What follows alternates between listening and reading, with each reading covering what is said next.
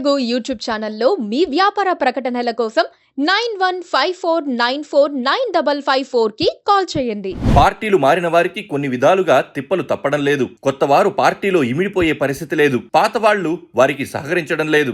కక్కలేక మింగలేక కొనసాగాల్సి వస్తోంది. ఏం మాట్లాడితే ఏమవుతుందో, ఎవరేం దెబ్బ కొడతారోనని భయపడాల్సి వస్తోంది. ఎంపీ ఎన్నికల్లో పుట్టి ముంచుతారన్న ఆందోళన కూడా కొత్త వారిని వెంటాడుతోంది. మాజీ ఉప ముఖ్యమంత్రి కడియం శ్రీహరి కుటుంబం ఇప్పుడు అలాంటి సమస్యనే ఎదుర్కొంటోంది. కడియం శ్రీహరికి రాజకీయాలు కొత్తేమీ కాదు. టీడీపీ బీఆర్ఎస్ లో చక్రం తిప్పిన నాయకుడాయన. ఒకప్పుడు కేసీఆర్ చల్లని చూపు ఆయనపై ప్రసరించడంతో ఉప ముఖ్యమంత్రి కూడా అయ్యారు. ఎన్నికల్లో బీఆర్ఎస్ ఓడిపోయినా పార్టీలో కడియానికి ఇచ్చిన మర్యాద మాత్రం తగ్గలేదు. ఆయన కుమార్తె కావ్యకు వరంగల్ ఎంపీ సీటు కూడా ఇచ్చారు. అయినా కడియం వర్తమాన రాజకీయాలు, కుమార్తె భవిష్యత్తు గురించి ఆలోచించారు. కుమార్తెకు బీఆర్ఎస్ బీఫామ్ తీసుకోకుండా జంప్ జిలానీ అనేశారు. కాంగ్రెస్ కండువా కప్పుకుని తెగ సంబరపడిపోయారు. కాంగ్రెస్ కూడా కావ్యకు వరంగల్ ఎంపీ టికెట్ ఇవ్వడంతో కడియం ఆనందానికి అవధులు లేవు. కట్ చేసి చూస్తే ఇప్పుడు తలపట్టుకునే పరిస్థితి వచ్చింది. కడియం శ్రీహరికి పాత కాంగ్రెస్ నేతలకు మధ్య విభేదాలు కొనసాగుతున్నాయి. కడియం కుమార్తె కావ్య కోసం పని చేయలేమని మెజారిటీ లీడర్లు మొండికేస్తున్నట్లు తెలుస్తోంది. ఇప్పుడు పార్టీలోకి వచ్చిన వాళ్లందరికీ టికెట్లు ఇవ్వడమేంటని నేతలు ప్రశ్నిస్తున్నారట. ఆ మాట నేరుగా అధిష్టానం వద్ద ప్రస్తావించకుండా చాప కింద నీరులా రాజకీయాలు చేస్తున్నారు. కడియం కావ్య ప్రచారంలో కూడా సీనియర్లు పెద్దగా కనిపించడం లేదు. వారిని బుజ్జగించేందుకు శ్రీహరి చేస్తున్న ప్రయత్నాలు ఫలించడం లేదు. ఆయనతో టచ్లోకి వచ్చేందుకు వాళ్లు ఇష్టపడడం లేదు. దాంతో ప్రచారం ఊపందుకునే కొద్దీ పరిస్థితి ఎలా ఉంటుందోనని శ్రీహరి టెన్షన్ పడిపోతున్నారు. కడియానికి కష్టపడాలని ఉన్నా ఆయనకు సహకారం అందడం లేదు. కొందరు ఎంపీ అభ్యర్థులైతే పోటీ లైట్ తీసుకుంటున్నారు. ప్రచారంపై పెద్దగా ఆసక్తి చూపడం లేదు. దాంతో అధిష్టానం వారిపై సీరియస్ అయినట్లు సమాచారం. కొందరు అభ్యర్థులు ఇప్పటికీ ప్రచారాలు మొదలుపెట్టలేదు.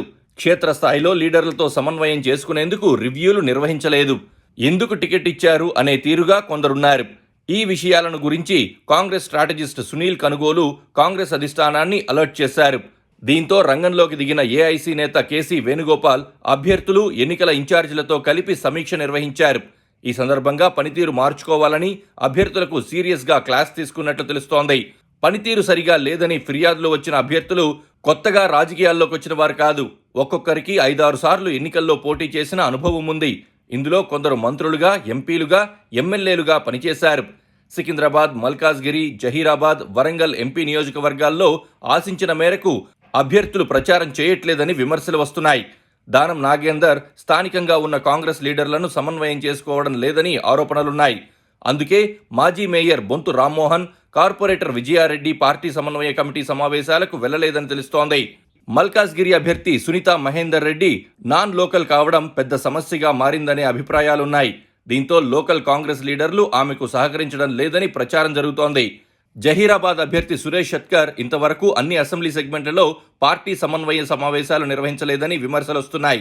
దారికి రాని పార్టీ నేతలు, అభ్యర్థులకు సంబంధించిన రిపోర్ట్లను కాంగ్రెస్ అధిష్టానం ఢిల్లీకి తెప్పించుకుంది. దాని ఆధారంగానే కేసీ వేణుగోపాల్ హైదరాబాద్ వచ్చి మరి 4-5 అభ్యర్థులను, వారి నియోజకవర్గాలకు కేటాయించిన నేతలను హెచ్చరించి వెళ్లారు. మరి వాళ్లు దారికొస్తారో లేదో చూడాలి. ఎందుకంటే అది కాంగ్రెస్ పార్టీ కదా.